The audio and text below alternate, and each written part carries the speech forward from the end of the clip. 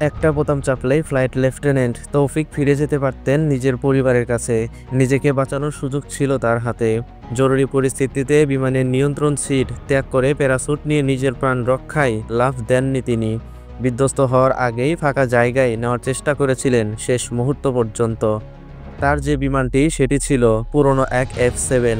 এটা যুদ্ধ বিমান, যার জায়গা 2025 সালের আকাশে থাকার কথা ছিল না। তবু সেটি উড়িয়েছিল, কারণ দুর্নীতি এখনও উঠছে এই দেশের আকাশে। আর সেই দুর্নীতির ভার বইছে এই প্রজন্মের সাহসীরা। তৌফিক আকাশে মারা যাননি, তিনি মরে গিয়েছিলেন অনেক আগেই।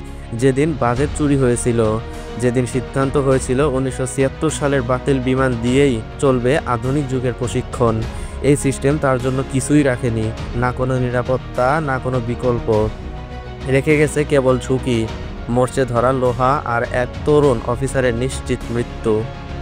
উত্তরায় বিমান বিধ্বস্তের এই ভয়াবহ ঘটনায় শুধু তৌফিক নন, প্রাণ হারিয়েছেন আরও অনেকে। তাদের সবার আত্মার মাগফিরাত কামনা করি।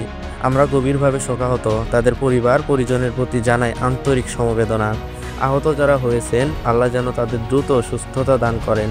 আর যেন কোনো তরুণ তৌফিককে একটা মরচে ধরা বিমানের সঙ্গে জীবন বিসর্জন দিতে না হয়।